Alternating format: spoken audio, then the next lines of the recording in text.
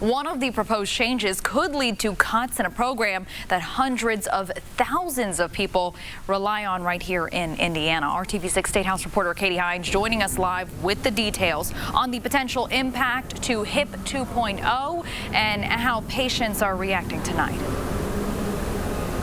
Melissa, cuts in funding and eligibility could be on the horizon for HIP 2.0 if these proposed changes do in fact take effect. Senate President David Long telling me today that this future of this program is a big concern.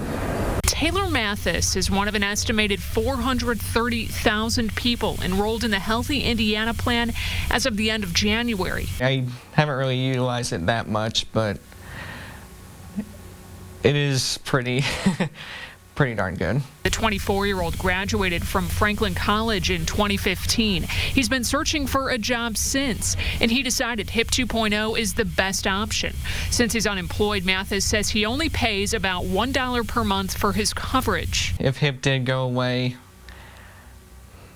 I'm not sure where I'd look. I would still be under my dad's insurance, but only until 26 if that part even stays.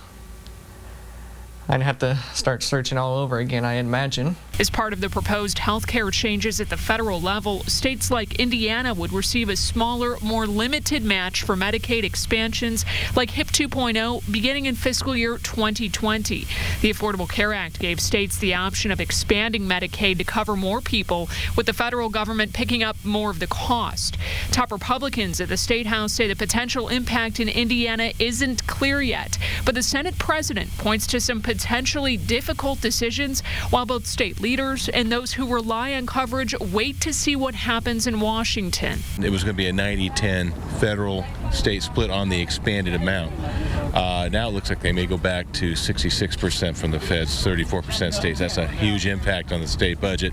If that in fact occurs, we'll have to probably trim the program in order to be able to afford it. And leaders here at the State House in Indiana, probably not the only ones looking into this, watching and waiting to see what will happen. Indiana is one of 31 states with expanded Medicaid programs, of course, here known as HIP 2.0. Melissa. So, Katie, are all of the states' expansions the same here? No, and Indiana's is different. One big key difference is that people who are enrolled in HIP 2.0 contribute monthly to a health savings account. Back to you. Very important note there. Katie Hines reporting for us. I know you'll stay on top of this, Katie. Thank you.